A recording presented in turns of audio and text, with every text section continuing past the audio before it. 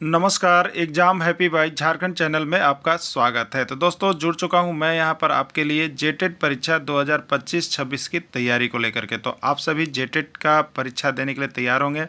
जेटेट परीक्षा बहुत जल्द होने वाली है, तो आप सभी यहां पे क्लासेज के लिए अवश्य जुड़ेंगे। आपको बताते चले, जेटेट में तैयारी को लेकर के बहुत तरह से आपके मन में कौतूहल बना हुआ होगा कि किससे तैयारी करें, कहाँ से तैयारी करें। तो आपको बताते चले, जेटेट परीक्षा में यदि आपको परचम लहराना है तो आप झारखंड राज्य के अनुमोदित पाठ्यक्रम JCERT किताब को पढ़ना कभी भी नहीं भूलेंगे। बाहर का प्रैक्टिस सेट लेकर के यदि आप पढ़ रहे हैं तो वो आपके साथ धोखा हो रहा है, ठीक है। तो आप JCERT जैक का किताब ले लीजिए, जो कि आपको झारखंड राज्य के सरकारी विद्यालयों में मिलते हैं। अगर आपको नहीं मिल पाता है तो हम देखिए यहाँ पे झारखंड राज्य के सरकारी विद्यालय से आपको हूबहू हैंड रिटेन नोट्स डेली बना करके, जो आपका न्यू सिलेबस आया है उसके आधार पर यहाँ पर सभी सब्जेक्ट का, चाहे आप 1 से 5 के शिक्षक हो, चाहे 6 से 8 का शिक्षक हो, सभी की तैयारी करवाते हैं। आप घर बैठे यहाँ पर क्षेत्रीय भाषा छोड़ करके सभी सब्जेक्ट का केवल 500 रुपये में तैयारी कर सकते, जिसके लिए देखिए यहाँ पर आपको मोबाइल नंबर दिया गया है 9631054226 पर आप संपर्क करके यहाँ से सभी कोर्सेज परचेज भी कर सकते हैं, तैयारी भी कर सकते हैं। बहुत सारे कोर्सेज बन गए हैं, तो आप अवश्य संपर्क कर लेंगे। घर बैठे ही तैयारी यहाँ से हो जाएगी। चलिए देखते हैं ब्रिटिश शासन एवं शिक्षा, ठीक है। हिस्ट्री का जो न्यू सिलेबस आया हुआ है इतिहास का, उसमें देखिएगा आपका टॉपिक 13 जो बना हुआ है वो है आपका ब्रिटिश शासन एवं शिक्षा, या कहीं कहीं लिखा हुआ होगा मतलब ब्रिटिश काल में शिक्षा, ठीक है। तो ये ब्रिटिश काल में शिक्षा हम लोग यहाँ पर देखेंगे। अगर इसका आपको राज्य के अनुमोदित पाठ्यक्रम में देखना होगा तो ये आपको कहाँ पर मिलेगा, तो ये आपको क्लास 8 में मिलेगा, ठीक है। किस में मिलेगा, क्लास 8 में जा करके आप सारे चीज़ का मेंशन यहाँ पर किया हुआ है, आप वहाँ पर देख सकते हैं, ठीक है। तो ब्रिटिश काल में शिक्षा से देखिए ये कंप्लीट क्लास है आपको ब्रिटिश शासन एवं शिक्षा का। इसमें सारे महत्वपूर्ण प्रश्नों को हमने कर दिया है, ठीक है। तो इसको आप लोग देख लीजिएगा। यहाँ से ब्रिटिश शासन में शिक्षा से जो है यहाँ पर 1 से 2 प्रश्न आपका हिस्ट्री सेशन के अंतर्गत अभी तक जो भी पात्रता परीक्षाएं हो रही है उसमें रहता है, ठीक है। तो आपको हिस्ट्री के अंतर्गत यहाँ पर सारी चीज़ें अब बनने शुरू हो गई है। आप सभी यहाँ से हिस्ट्री सेशन को कंप्लीट कर लेंगे, ठीक है। आपका ज्योग्राफी का जितना टॉपिक है वो बना हुआ है, ठीक है। पॉलिटिकल का टॉपिक बना हुआ है, जो भी आपका सिलेबस आया है, और सब JCERT किताब झारखंड राज्य की किताब से बना हुआ है, बाहर का नहीं है। प्रश्न बहुत कम है और यहाँ से आएगा बहुत ज़्यादा, इसलिए एग्जाम में जाने से पहले जब भी आपको वीडियो मिलता है यहाँ से सारा PDF परचेज कर लीजिएगा और पढ़ करके ही जाइएगा, ठीक है। चुनिंदा प्रश्न आपको हैंड रिटेन नोट्स बनाया गया है। चलिए अब देखिएगा, पहला प्रश्न है, प्राचीन काल में भारत में शिक्षा के महत्वपूर्ण केंद्र कौन थे, ठीक है। ये प्राचीन काल और ब्रिटिश काल ना, प्राच्यवाद भी पढ़ना है और आंग्लवाद भी पढ़ना है, ठीक है। इसमें दोनों चीज़ है। तो प्राचीन काल में भारत में जो शिक्षा का केंद्र थे वो कौन कौन थे आपके, तक्षशिला था, नालंदा था, वल्लभी था, सभी था, ठीक है। तो देखिए प्राचीन काल में तक्षशिला, नालंदा और वल्लभी, ये सभी तीनों जो थे शिक्षा के महत्वपूर्ण केंद्र थे, ठीक है। प्राचीन काल में शिक्षा के महत्वपूर्ण केंद्र तक्षशिला था, नालंदा था, वल्लभी था, ये सभी। राइट आंसर इसका D हो जाएगा, ठीक है। चलिए अगला क्या है, देखिए यहाँ पे नीचे हमने सब चीज़ लिख दिया है। इसमें आपको थ्योरी और ऑब्जेक्टिव दोनों करवा दिया हमने एक ही PDF में और एक ही वीडियो में। देखिए यहाँ पे लिखा हुआ है, प्राचीन काल में भारत के तक्षशिला, नालंदा और वल्लभी जैसे विश्वविद्यालय शिक्षा के केंद्र थे, जहां कई देशों से लोग पढ़ने के लिए आते थे।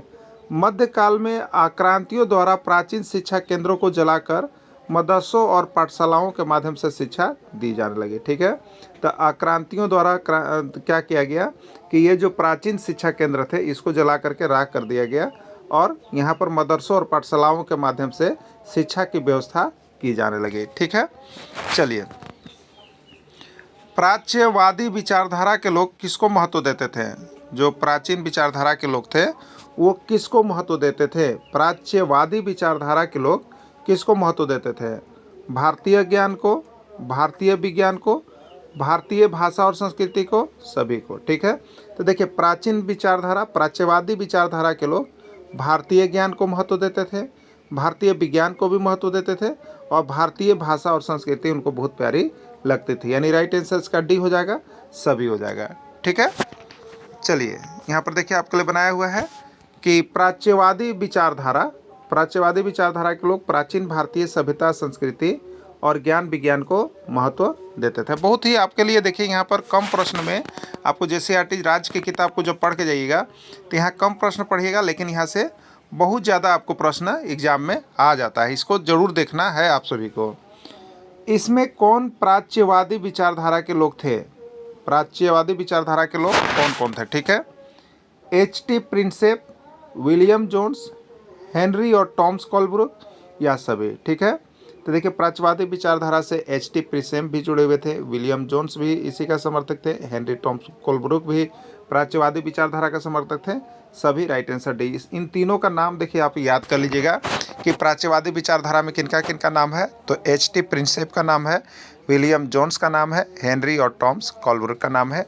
याद रखिएगा, हो सके कि आपको एक एक करके पूछ दे। ठीक है, एशियाटिक सोसाइटी ऑफ बंगाल की स्थापना विलियम जोन्स ने कब किया? ठीक है, एशियाटिक सोसाइटी ऑफ बंगाल की स्थापना विलियम जोन्स ने कब किया? देखिए सबसे पहले जो यहाँ पर जो विलियम जोन्स थे, ठीक है, उन्होंने क्या किया? एशियाटिक सोसाइटी ऑफ बंगाल की स्थापना किया था। वो कब किया था? 1784 ईस्वी में। क्यों किया था? क्योंकि इसके द्वारा जो भारतीय का जो किताब थे, ठीक है, उसका जो है क्या हुआ, अंग्रेजी में अनुवाद किया जाने लगा। ठीक है, देखिए यहाँ पे आपको लिखा हुआ है, भारतीय शिक्षा और ज्ञान विज्ञान को महत्व देने के लिए विलियम जोन्स ने 1784 ईस्वी में एशियाटिक सोसाइटी ऑफ बंगाल का स्थापना किया था। ठीक है, स्थापना किया था। क्यों स्थापना? तो इसके द्वारा जो है विभिन्न किताबों का अंग्रेजी में भी अनुवाद किया जाने लगा कि लोग जो हिंदी किताबें जितनी थी उसको लोग अंग्रेजी में अगर पढ़ना चाह रहे तो उसको भी पढ़ सके। तो इसीलिए एशियाटिक सोसाइटी ऑफ बंगाल की स्थापना विलियम जोन्स ने 1784 ईस्वी में किया था। ठीक है, चलिए अब देखिए नेक्स्ट प्रश्न है, एशियाटिक सोसाइटी संस्था के द्वारा किन किन पुस्तकों का अंग्रेजी में अनुवाद किया गया? ठीक है, एशियाटिक सोसाइटी ऑफ बंगाल जो संस्था थे उसके द्वारा किन किन पुस्तकों का पहले अंग्रेजी में अनुवाद किया गया? भगवत गीता का, मनु स्मृति दीनोपदेश का, अभिज्ञान संकुतलम, पंचतंत्र या सभी। ठीक है, तो देखिए एशियाटिक सोसाइटी ऑफ बंगाल की जो स्थापना किया गया उसके द्वारा भगवत गीता का भी अंग्रेजी में अनुवाद किया गया, मनु स्मृति दीनोपदेश का भी किया गया, अभिज्ञान संकुतलम का भी किया गया, पंचतंत्र का भी किया गया, यानी राइट आंसर डी सभी। इस सभी का जो है एशियाटिक सोसाइटी ऑफ बंगाल के द्वारा अंग्रेजी में अनुवाद किया गया। नेक्स्ट प्रश्न है, अभिज्ञान शाकुंतलम नामक पुस्तक किसके द्वारा लिखा गया? ठीक है, अभिज्ञान शाकुंतलम नामक पुस्तक किसके द्वारा लिखा गया? कालिदास, सूरदास, मनु या कोई नहीं। ठीक है, तो अभिज्ञान शाकुंतलम नामक पुस्तक किसके द्वारा लिखा गया है? कालिदास के द्वारा लिखा गया है। देखिए इसमें जो आपका राज्य का जो अनुमोदित पाठ्यक्रम हम आपको यहाँ पे क्लास 8 से अभी ले रहे हैं। ठीक है, ये क्लास 8 का है। ठीक है, ये आपको कहाँ क्लास 8 का, तो ये जो पुस्तक का नाम आ रहा है, इतना पुस्तक को पहले देख लीजिएगा ना, तो पुस्तक का नाम तो बहुत भरा हुआ है, बहुत आप पढ़िएगा। अगर आप बाहर का बाजारू किताब लिए होंगे तो पढ़ते पढ़ते थक जाइएगा। ठीक है, लेकिन यहाँ जो आपका राज्य का जो अनुमोदित पाठ्यक्रम में जो दिया है वहीं से एगो निकल के आ जाता है। ठीक है, बाहर का आता ही नहीं है, आप लोग इसको मानिएगा। तो वो देख लीजिएगा। तो ये जितना इंपॉर्टेंट चीज़ जा रहा है उसको क्लियर करते रहना है आपको। अब देखिए तो अगला है, पंचतंत्र नामक पुस्तक किसके द्वारा लिखा गया है? ठीक है, पंचतंत्र का भी अंग्रेजी में अनुवाद किया गया एशियाटिक सोसाइटी ऑफ बंगाल के द्वारा।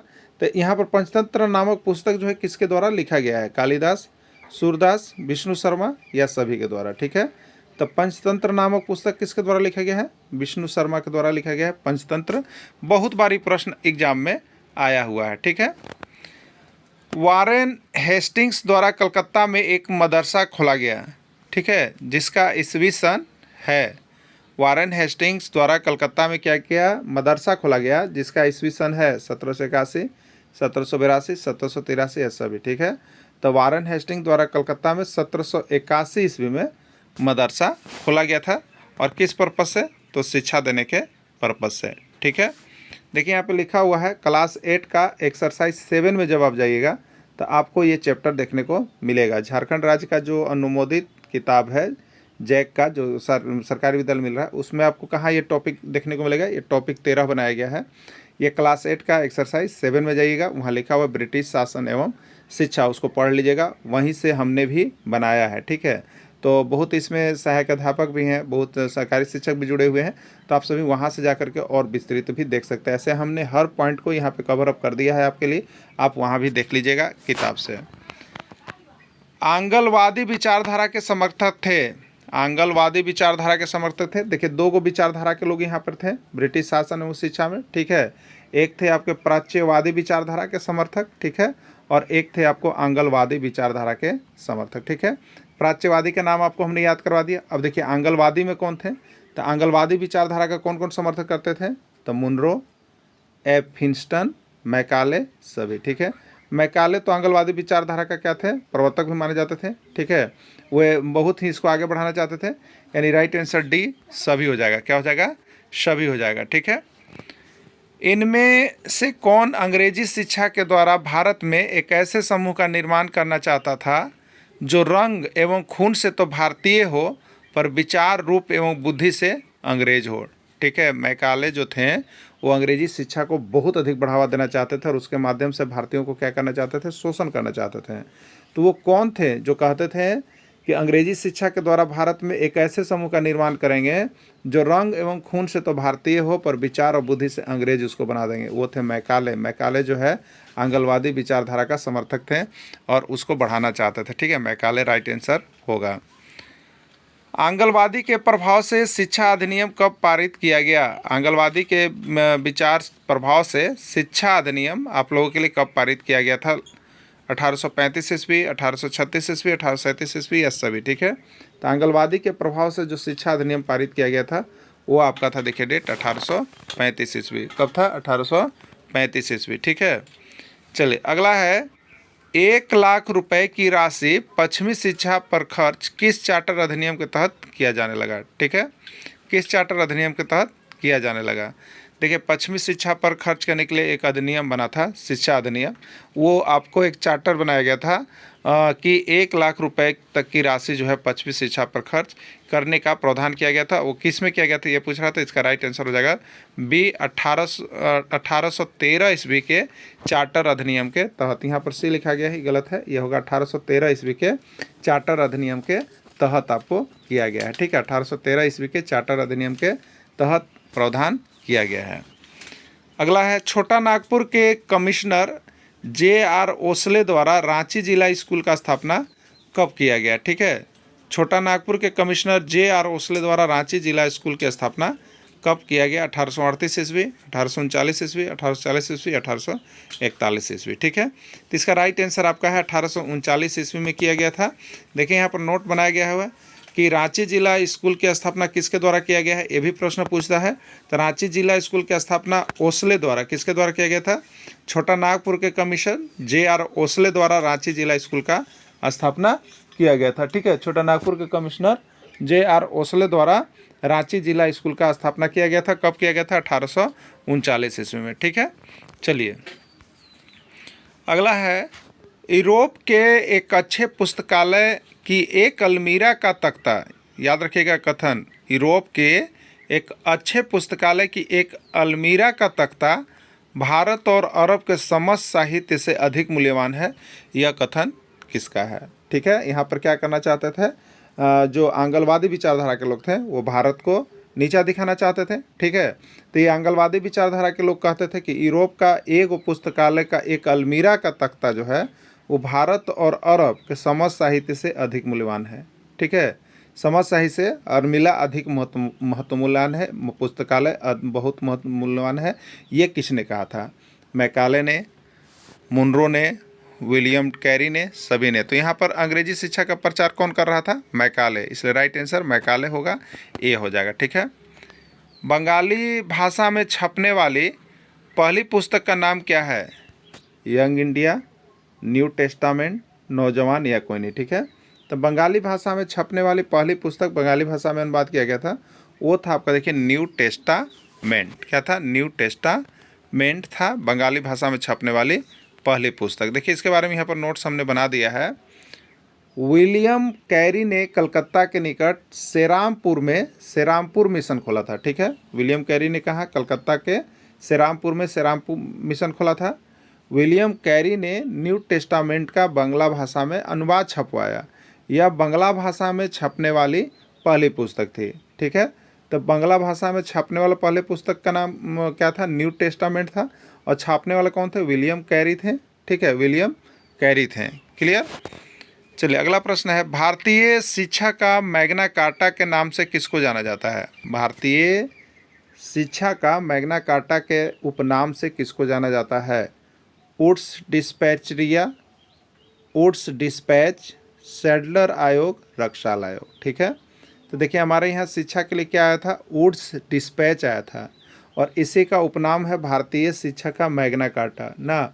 वुड्स डिस्पैच को भारतीय शिक्षा का मैग्ना कार्टा के नाम से भी जाना जाता है। ठीक है, चलिए देखिएगा यहाँ पे लिख दिए हैं हम आपके लिए। यहाँ पे यहाँ पर जो है आपका थ्योरी और उसके साथ MCQ दोनों को हमने इसमें समाहित कर दिया है, और इसी में ये जो है आपका चैप्टर समाप्त भी हमने कर दिया है। ठीक है, बहुत ही सुंदर नोट्स है आप सभी के लिए, आप सभी यहाँ से जरूर तैयारी कीजिएगा ना। देखिए नोट में क्या है, sir Charles Wood east India company के नियंत्रक मंडल के अध्यक्ष थे। ठीक है, चार्ल्स वुड जो थे कौन थे? ईस्ट इंडिया कंपनी के नियंत्रक मंडल के अध्यक्ष थे।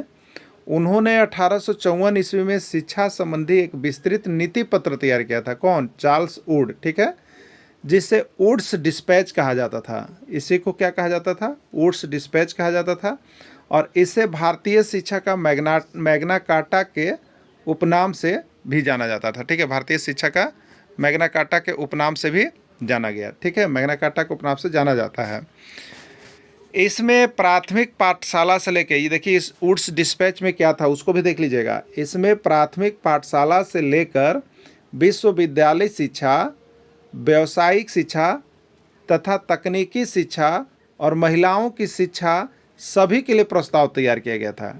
ठीक है, इसीलिए इसको भारतीय शिक्षा का मैग्ना कार्टा के नाम से भी जाना गया। ठीक है, चार्ल्स वुड देखिए कौन थे? वुड शिक्षा के द्वारा भारतीयों को परिवर्तित कर विदेशी वस्तुओं का खरीदार बनाना चाहते थे। ठीक है, विदेशी वस्तुओं का खरीदार उनको बनाना चाहते थे शिक्षा के द्वारा, इसलिए इन्होंने शिक्षा पत्र का नीति तैयार किया, और वुड्स ने तैयार किया था, इसलिए इसको वुड्स डिस्पैच भी कहा जाने लगा। और ये क्या था? मैग्ना कार्टा था। मतलब कि यहाँ पर जो भारतीय थे उनको जो है यहाँ पर बदल करके क्या करना था? तो विदेशी वस्तुओं का सामान खरीदना था, इसलिए वुड डिस्पैच को मैग्ना कार्टा के नाम से भी जाना जाता है। ठीक है, अगला प्रश्न है, 1857 ईस्वी में 3 प्रेसिडेंसियों में विश्वविद्यालय खोले गए, उनका नाम क्या है? 1857 ईस्वी में 3 प्रेसिडेंसी में विश्वविद्यालय खोले गए तो उनका नाम क्या था? कलकत्ता, बम्बई, मद्रास या सभी। ठीक है, तो 1857 ईस्वी में 3 प्रेसिडेंसी कलकत्ता, बम्बई, मद्रास ये तीनों में खोले गए थे। राइट आंसर डी यानी सभी हो जाएगा। देखिए यहाँ पे क्या था आपका? वुड्स डिस्पैच नीति के तहत अंग्रेजों अपने उद्देश्य की पूर्ति करने के लिए 1855 ईस्वी में लोक शिक्षा विभाग, ठीक है, लोक शिक्षा विभाग की स्थापना कब किया गया था? 1855 में।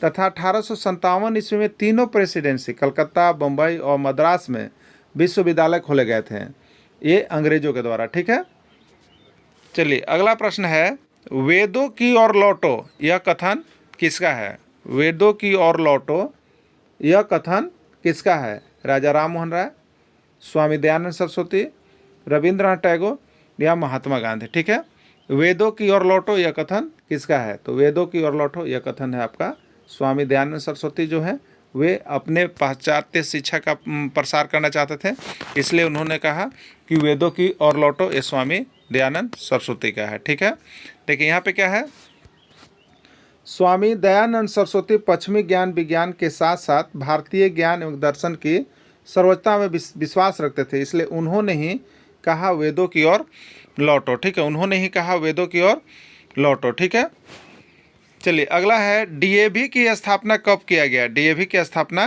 कब किया गया? 1884, 1885, 1886, 1887। ठीक है, डीएवी दयानंद एग्लो वैदिक सोसाइटी, इसकी स्थापना जो है आपको 1886 ईस्वी में किया गया। ठीक है, देखिए इसके बारे में लिख दिए हैं हम।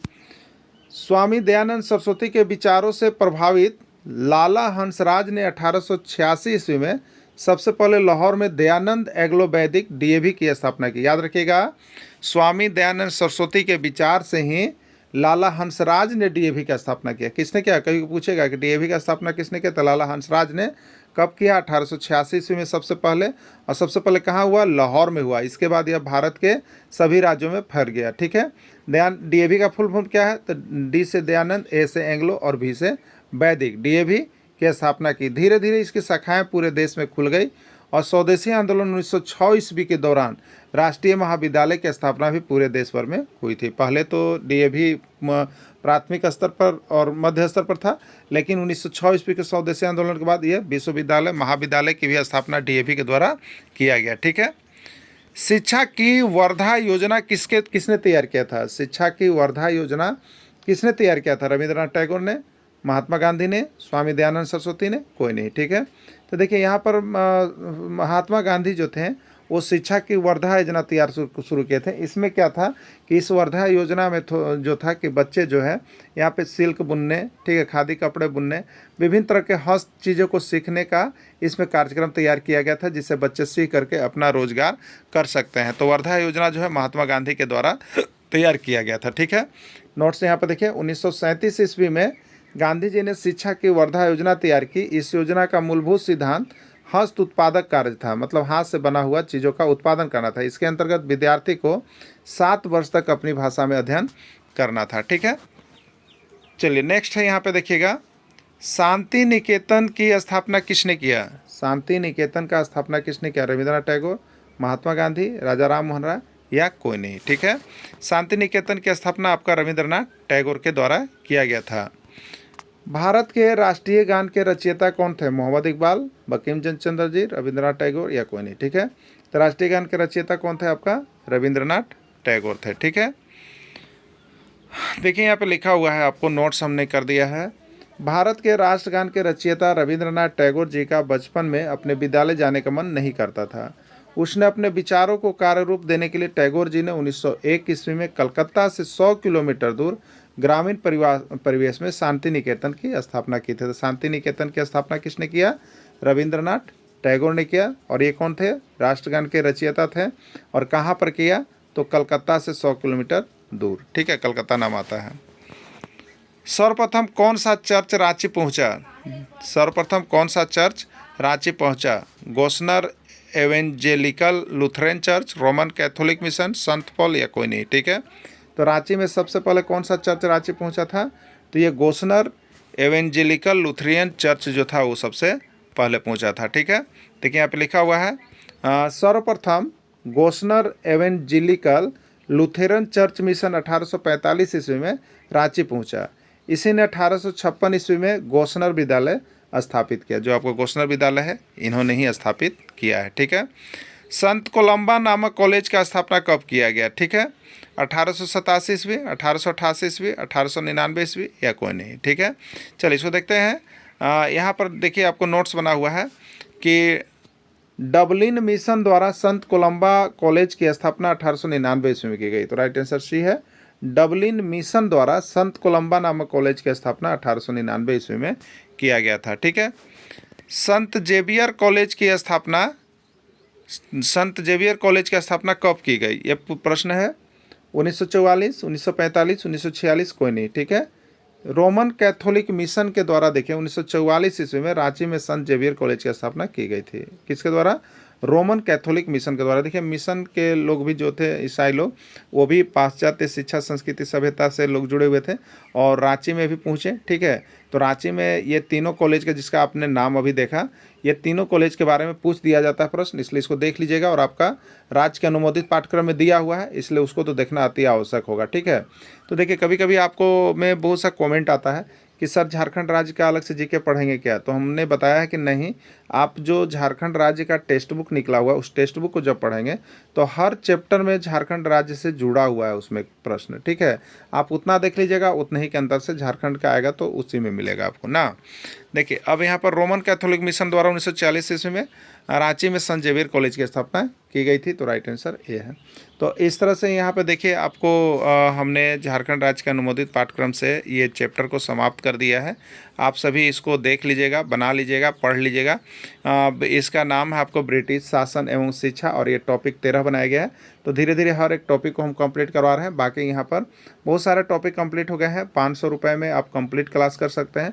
और बाकी यदि PDF चाहिए अलग अलग सब्जेक्ट का तो आप 150 करके जिसका भी पढ़ना होगा आप यहाँ से JCERT JEK की किताब का हैंड रिटन नोट्स ले लीजिएगा। ठीक है, वीडियो के अंदर जुड़े रहें। धन्यवाद।